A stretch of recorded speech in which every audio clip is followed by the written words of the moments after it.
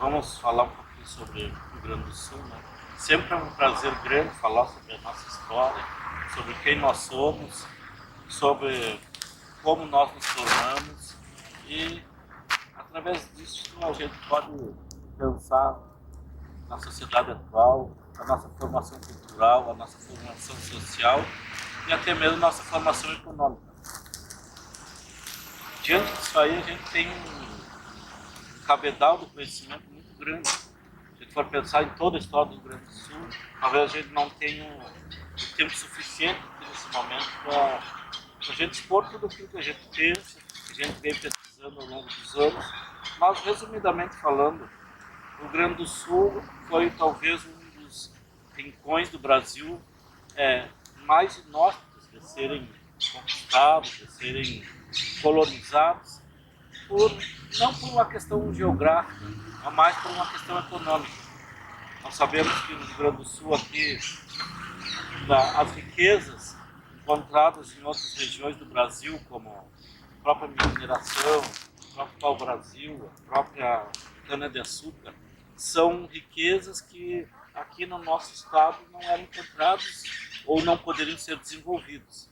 Então, para a prospecção dos europeus, quando chegaram aqui na América do Sul, o Rio Grande do Sul não tinha, podríamos dizer assim, não tinha grande validade, não tinha grande valia em questões econômicas.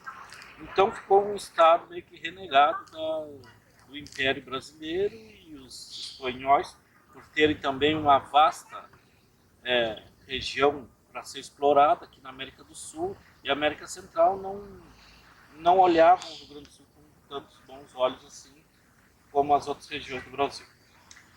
Mas em determinado momento, aonde os povos começaram a virem para cá, os próprios europeus, espanhóis, portugueses começaram a querer disputar territórios até desconhecidos para eles, porque na realidade os tratados, Tratado de Madrid, Tratado de Santo Ildefonso e todos os outros tratados que vieram sucessivamente, tanto o europeu quanto os nativos daqui não conheciam realmente, os europeus nascidos aqui, não conheciam realmente a extensão do território e as potencialidades do território.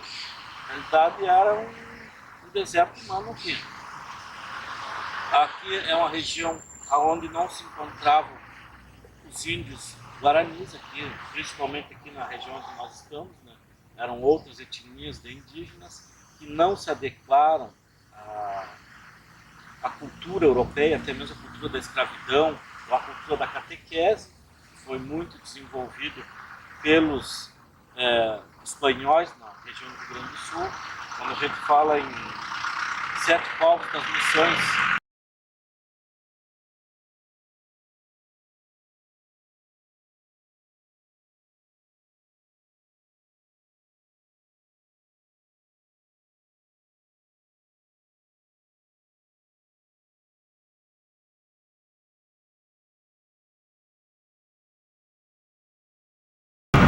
a gente logo lembra Rio Grande do Sul, né, o símbolo máximo um dos símbolos máximos do Rio Grande do Sul são os sete povos. Isso é um toque cultural do Rio Grande do Sul. A gente falar em história, historiografia, não lembrar dos sete povos das missões.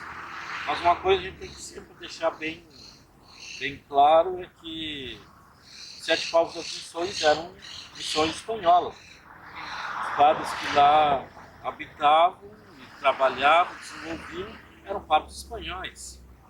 Se a gente for pensar, o próprio Sepete Araju talvez falasse a língua principal dele, além do Tupi-Guarani, era o espanhol, não era o português. E ele é, entre aspas, um herói da história do Rio Grande do Sul.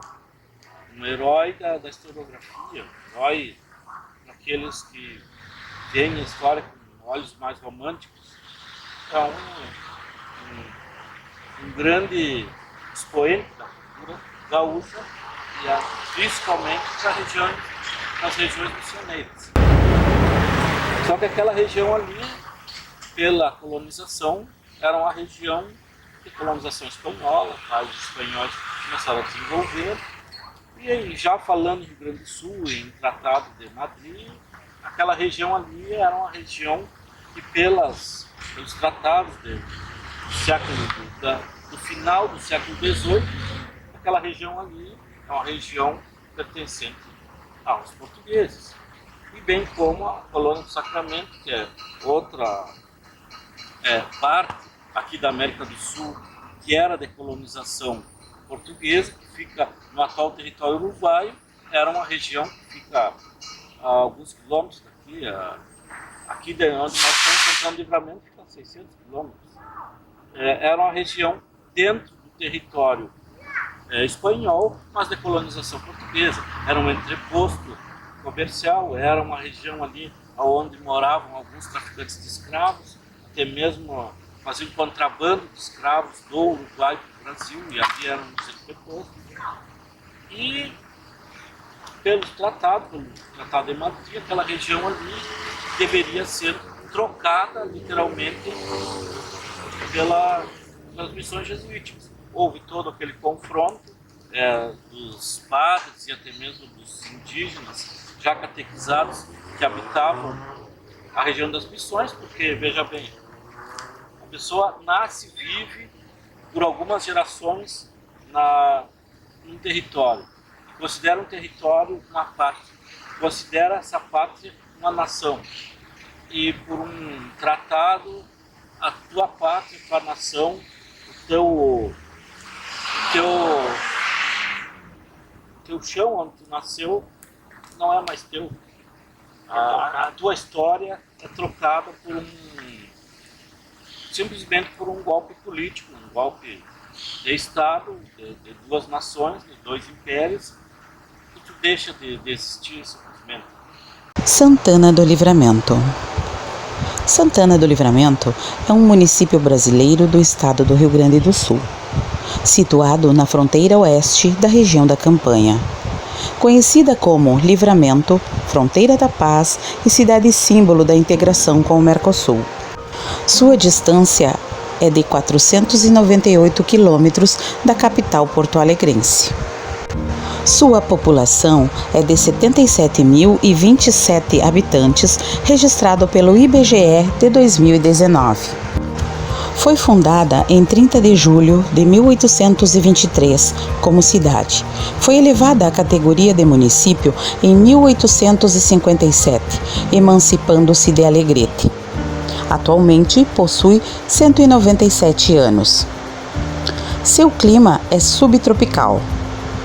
Possui uma área de 6.941.399 km², sendo o segundo maior município gaúcho e também da região sul.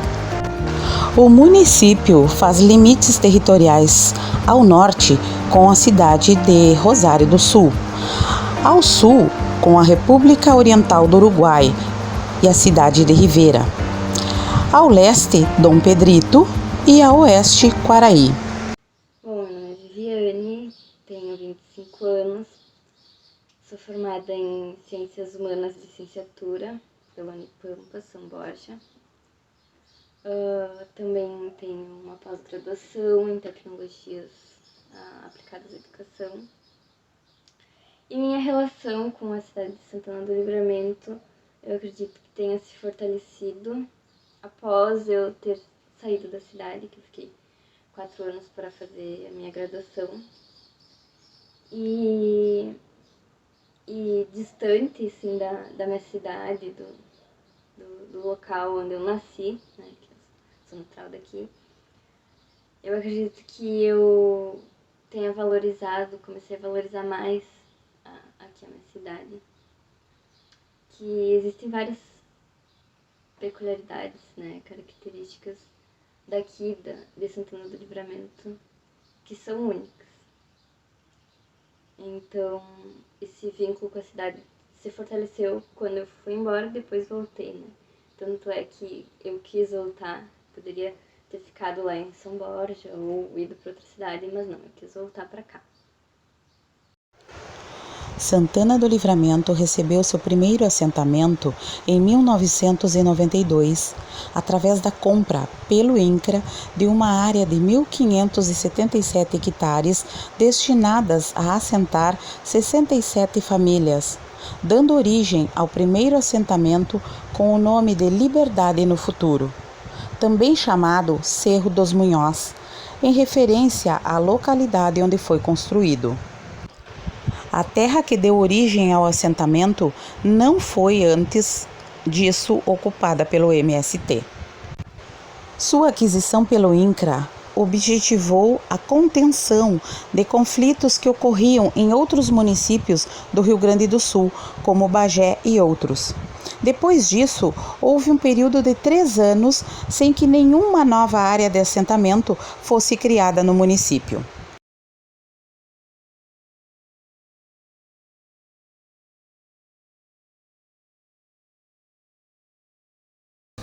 E daí as águas a gente tinha que fazer a moradia num lugar onde o cara conseguisse água, né? Conseguisse água, pelo menos.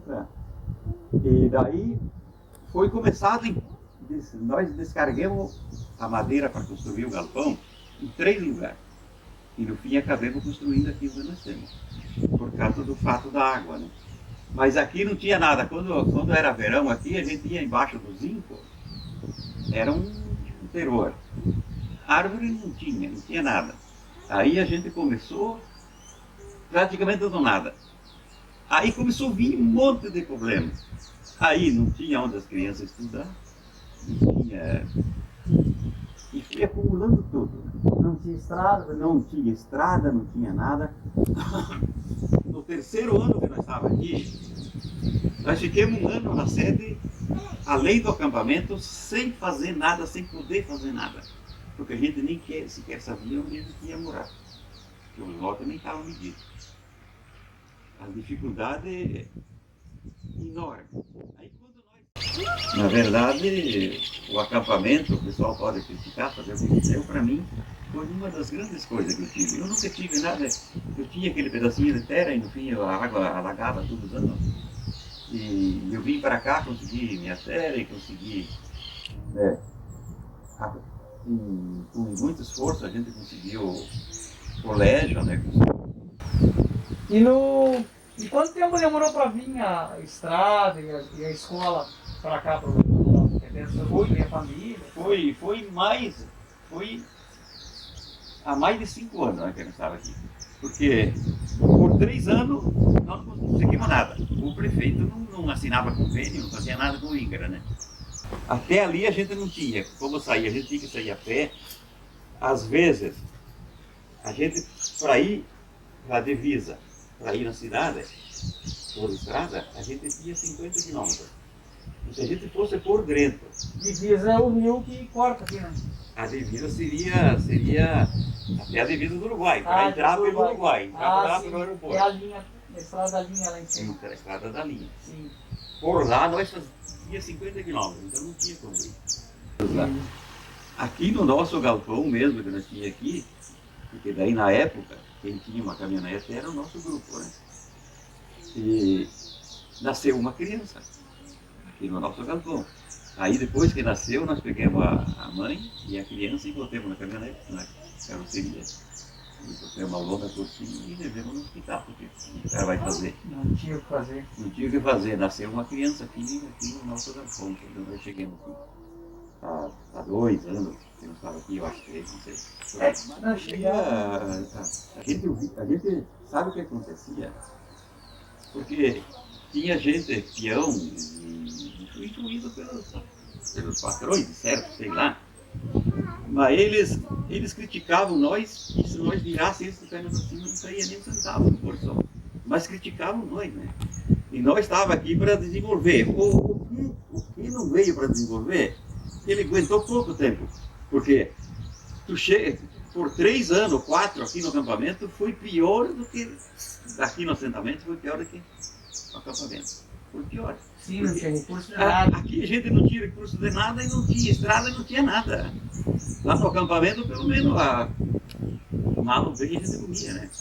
E aqui a gente teve dificuldade para comer, aqui a gente teve muita dificuldade.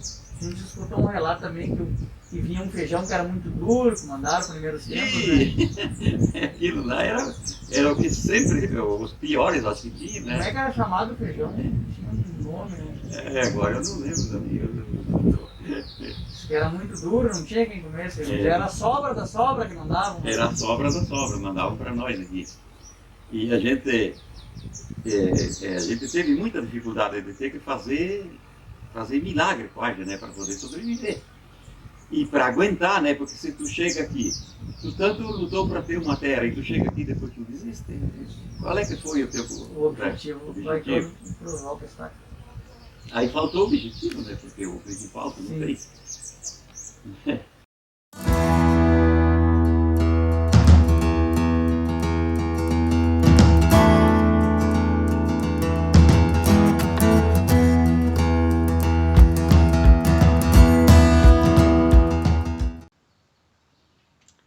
Bom, os conceitos de compreender, né, esses conceitos de lugar, espaço, território, paisagem e região, eles estão dentro da geografia por um motivo, né? Porque a gente começa a entender, né, como os seres humanos eles vão se apropriando, se organizam dentro do espaço geográfico. E aí a gente pode entender, né, como é que funciona a dinâmica de todos esses conceitos, né? A partir daí a gente pode entender qual a dinâmica que acontece dentro desses conceitos. Então, eu acredito que, começando por paisagem, ali a gente pode dizer, eu sempre, na verdade, digo para meus alunos que paisagem é aquilo que a gente pode ver. Mas também tem outras coisas que a gente pode explorar dentro da paisagem, por exemplo, os sentidos.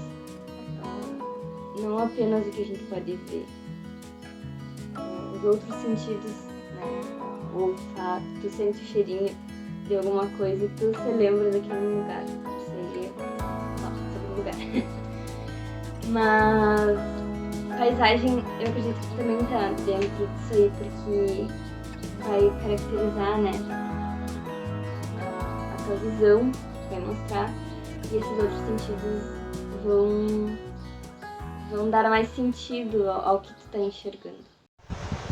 Apesar da secular vocação para a pecuária, a produção de leite esteve presente na região, sobretudo para consumo interno nas propriedades, com baixo volume de excedente para a comercialização, tendo em vista a tradição vinculada à pecuária de corte. No entanto, a partir dos anos 90, com a instalação de diversos assentamentos, a região passou a ter considerável incremento em números e área de unidades familiar de produção.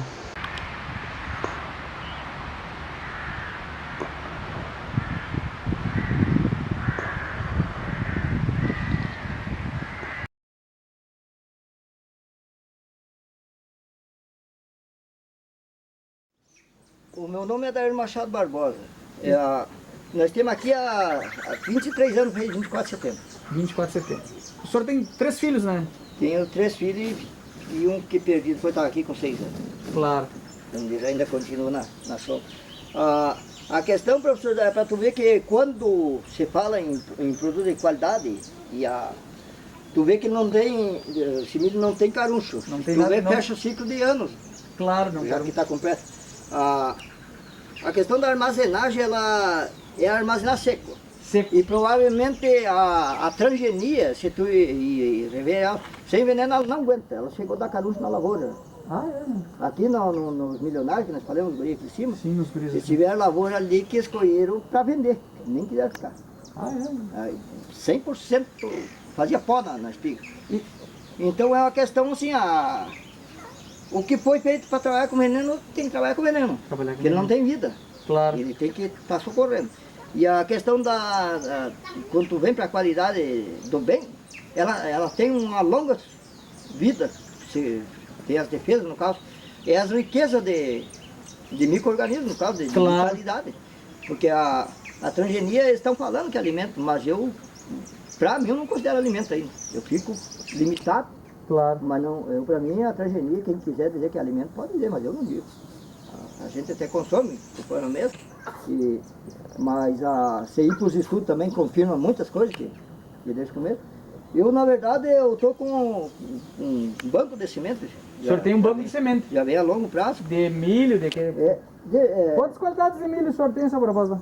que ela fica aproximada em 12 variedades. 12 variedades de milho. Só que nós temos plantando sempre a sequência junto, porque a questão de terreno é pequeno. De terreno não tem como pequeno. tu estar separando. Quantos hectares o senhor tem aqui que o senhor planta? Nós ficamos, quando viemos com a carta de 28. De 28 hectares. Eu aumentou um pouco, mas daí tem os banhados, tem as reservas. As tem, reservas, isso. Tem bastante. E a gente vai limitado também sobre planta, porque não temos um comércio para receber na Não verdade. tem onde o senhor, claro. O senhor... Então se tu plantar, eu já plantei, colhi safras boas e tocou ficando estocado. O senhor tem o milho crioulo, tem a soja, isso aqui é soja orgânica, ó. Soja totalmente orgânica. O senhor disse que se colocar qualquer tipo de veneno nela, ela A mortalidade dela é urgente. É urgente. Ela em 24 horas tu já percebe que ela morre. ela já cede. Não precisa de grande quantidade de herbicida. Se passar o mínimo, tu Ela testa. já não aguenta. É. Eu tenho plantado em 2 tempos, só que a primeira leva atacou, porque é lavoura pequena. Lavoura E a pequena. outra já está nascendo. E vou plantar, ainda tem ali uma semente que eu vou te mostrar depois. E aí eu tenho plantado 2 tipos de arroz orgânico. 2 tipos de arroz orgânico. O senhor tem um arroz seco, o senhor tinha me falado? É seco o arroz? O orgânico é do sequeiro. É do sequeiro. No caso, pode ser na lomba. É como o milho. Qualquer terreno ele produz. Ele produz. Se nós jogasse para o terreno baixado aqui, que na referência trabalha a vivência da macega, ali ele se abona, Claro. porque é o terreno dele. Só que a gente, no momento, como está em resgate de semente, a gente vai limitado. Mas só que já tem prova na lomba que ele produziu. Esse ano tenho plantado, vou conferir para vocês na lomba, e o desenvolvimento está beleza. Beleza. Então nós temos uma correção das terras, o mínimo que nós faça, a resposta vai ver abundante. É? Que a gente tem que entender, né, que existem os elementos naturais, existem os elementos também, onde a gente pode chamar de humanos ou antrópicos, que aí são chamados também de elementos culturais. Porque foi o que eu falei, né? São determinadas características que a gente observa, não só com a visão, mas no sentido como um todo. Que a gente vai entender que aquela paisagem é determinado lugar. E aí quando eu falo lugar, é importante também a gente conhecer esse conceito, porque em geografia a gente pode dizer que é o lugar onde a gente vive, por isso que eu toda hora tô falando lugar. Mas, por quê? Porque o lugar é onde a gente cria as nossas relações, é onde a gente tem a identidade, né? Onde a gente se reconhece em determinado local. O senhor é oriundo de onde, seu Brau? O senhor veio de onde? Eu sou de Palmeira, eu tive a felicidade, nós fomos 2 vezes capital. Fomos capital da soja e capital da erva mata. Claro. E eu digo, Livramento tem tudo para ser a capital do produto orgânico. E tem... Por abundância de água e terra que temos. É. E Falta só nós discutir com as autoridades aqui e não vamos afrouxar para ninguém. Isso, Exatamente. e Deus está junto, porque essa miséria que está não pode ficar, cara. Porque tem terra e tem produção, não podemos passar Eu fome, não né? penso nem assim de venda. Eu quero ter um banco para receber para doação. Para doação. É. E daí a gente vai discutir com os governos qual vai ser a partir dos governos, banco, fundação, tem um mundo de gente aí que a gente está lotado, e uns já entramos em contato. Universidade vai dar assistência para nós também, é bem-vindo. O senhor tem o produto, precisa de apoio, então. Não, e a gente já discutiu com a sociedade, temos um resgate muito bom de agricultor para pegar o mesmo Para caminho. pegar junto com o senhor produzir. Até agora tem uma retomada, acho que provavelmente vai vir uns parentes meus para cá para nós discutir de novo, que estão adoidados. É pouca coisa que está preocupando nós, é mais nossa liberdade. Na verdade, se ir olhar até o dia de hoje, a gente foi escravo. Exatamente. Eu, por o conhecimento que eu tenho, e não podemos mais ficar nesse documentário, vai ser mudado sim, isso de qualquer maneira. Eu até não tenho partido político e não tenho religião. Esses quadros... O senhor é pelo certo, pela produção para todo mundo. Para mim me vale a verdade, o resto Exatamente. não. O resto é...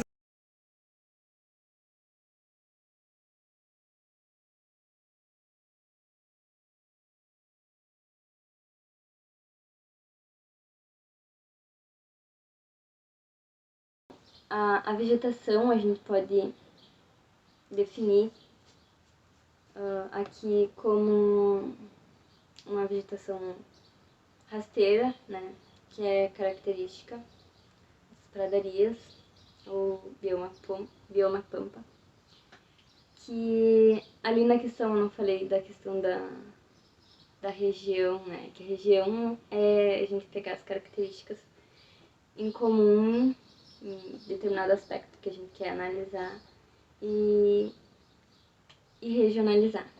E aí tem regionalização pelo IBGE, das regiões, né, sul, sudeste, nordeste, enfim.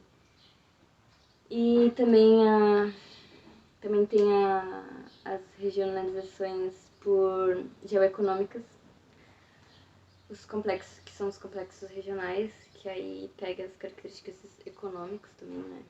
Já tá falando geoeconômicas. Economia. Destaca-se na pecuária, bovinos e ovinos, na produção de arroz e soja e no comércio. Mais recentemente, vem ampliando a produção frutífera, peras, pêssegos, uvas, ameixas, melancias, morangos e entre outras. Com destaque para a vitivinicultura e bacia leiteira. E a relação do campo com a cidade. Eu acho que essa relação, né, o campo tem muito a nos ensinar. Existiu o êxodo rural, né? E com a modernização do campo, muitas famílias saíram do campo. E eu acredito que a gente pode aprender muito com essas pessoas, porque mesmo muitos assim terem saído do campo, alguns ainda carregam essa identidade característica do povo do campo. Então, eu acredito que essa relação do campo com a cidade pode ser uma relação de troca, não apenas de que aconteceu o êxodo rural, não existem tantos povos. Não, na verdade agora existem, né? Eu acredito que os pequenos camponeses, os pequenos agricultores familiares lá são a resistência. Então, eu acredito que aí já vai de encontro com a próxima pergunta, né? Que quais são as características? Eu acredito que é um povo que luta bastante. Existem vários, na verdade, vários tipos de pessoas que moram no campo, mas eu acredito que esses pequenos são os que mais sofrem, né?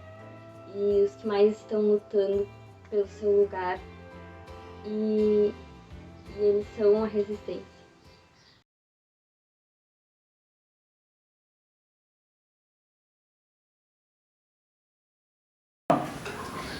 Silvânia Rocha Massarai. Faz quanto tempo que vocês entraram nessa vida, no movimento? Quanto tempo que estão no movimento? Desde que o pai foi acampar, né? Sei que nós temos um bate aqui faz 17 anos, né? 17 anos. É. Ah, tu era criança, tu fosse com teu pai Tinha pra acompanhar ele. 13 anos quando o pai ganhou um lote aqui. Daí viemos pra cá. Claro, vocês são entre quantos irmãos aqui? O filho do pai são 4. 4. A família de vocês é uma das maiores aqui da região da Bom Serac, né? Quase bastante. Vieram tudo, vocês mais ou menos foram todos na mesma época. Mais ou menos. Tu lembra um pouco de como é que foi a história? Como é que foi a história quando tinha a idade do Luiz? Quando a gente chegou aqui era muito difícil, né? Claro. Não tinha estrada, não tinha nada, né? Chegaste a morar no acampamento? Não, com o pai não, eu morei depois, né? Que eu fui acampar pra pegar o lote. Daí, tá. Tu acampou também pra pegar o teu. Daí eu fui acampar e daí fiquei pro lote. Claro. Quanto tempo tu ficou no acampamento? Acho que foi 6 meses. 6 meses. Porque o meu foi por ata, né? Foi por ata. Como é que funcionava por ata? É que daí eu ia, ficava 6 meses no acampamento, daí o INCRA liberava o lote, no caso, pra ficar em cima do lote. Sim. Né? E aí vieram pra cá? Já veio direto pra cá? Daí viemos pra cá. Veio junto com teu pai? Sim, o pai já era sentado no caso. O teu pai já estava sentado? O pai aqui. era sentado aqui, o pai faz 24 anos que mora aqui. 24 anos. Daí depois que a gente foi acampar que eu consegui ficar com esse lote aqui. E daí vagou um lote no assentamento, que daí que a gente veio pra cá. Mas já estávamos assentados? Os outros sim. São todos mais velhos que eu, no caso. Claro. Que idade tá? Tem 37. A atividade leiteira foi, aos poucos, se delineando como o carro-chefe do desenvolvimento de muitas das famílias assentadas, alavancando uma base produtiva com possibilidade de desenvolvimento de uma bacia leiteira significativa no município, oriunda da soma de produtores mais antigos com os mais recentes. Livramento registra mais de 100 quilômetros de faixa de fronteira seca com o Uruguai. Em 2009, foi declarada oficialmente pelo governo brasileiro como a cidade símbolo da integração brasileira com os países membros do Mercosul. Chegou a estudar no acampamento ou não? Não. Só umas... Teus irmãos, algum não? Não, nenhum. Tu é mais velho, né? Os outros são mais novos, claro. Nós não ficamos no acampamento, nós ficamos lá porque nós morávamos com a mãe. Claro, ficaram com a mãe em casa e o pai ia, eles faziam o intermédio, claro. E aí quando chegaram aqui, pegaram o lote direto. Mas já tinha estrada, como é que era? Não tinha estrada, não tinha nada, né? Quando nós chegamos aqui em cima do lote mesmo, a única coisa que tinha era um galpãozinho que tinha ali embaixo, né? Mas não enxergava, no caso, porque era cheio, coberto de mato, né? Daí, o que tem em cima do lote foi o que nós conseguimos construir até hoje. Tu chegou, mas tu veio morar com teu pai ali? Sim, morei com... Eu não cheguei a estudar quando vim pra cá. Não tinha escola ainda? Não tinha? Não, daí depois de tempo, depois que conseguiram lá na Coxilha, né? Os outros que tinham bastante criança, né? Aqui, daí estudavam um dia sim, 15 não, né? 15 não, porque é muito longe aqui até o Coxilha. E não tinha o transporte, mas do jeito que as estradas eram e são, né? Daí a maioria do tempo ficavam sem aula. Ainda hoje é muito difícil. Hoje continua quase a mesma coisa, principalmente nós aqui, né? Sim, é bem complicado. Os alunos não vejo mesmo o Luiz que perde a aula, Mico quebra na estrada, ficou lá parado, né? Quantas vezes aconteceu? Choveu domingo, né? Foi o último dia da chuva e ainda as estradas tem bastante barro, a gente enfrentou bastante barro para chegar aqui. Tem uns lugares ali que tem uns buracos que a Kombi entrou toda para dentro do buraco. É bem difícil mesmo. O cara pequeno mesmo tá bem mais difícil, né? É bem complicado. É bem complicado, porque tu vê, né, a situação que tá as estradas hoje, né? Que o pior problema da gente é quando chove ou dá qualquer chuvinha, a gente já fica, meu Deus, ficam doentes, né? E como é que faz pra cidade? Como é que faz pra sair daqui, né? Tem que ir. Que hoje em dia podia ser as estradas bem melhor, né?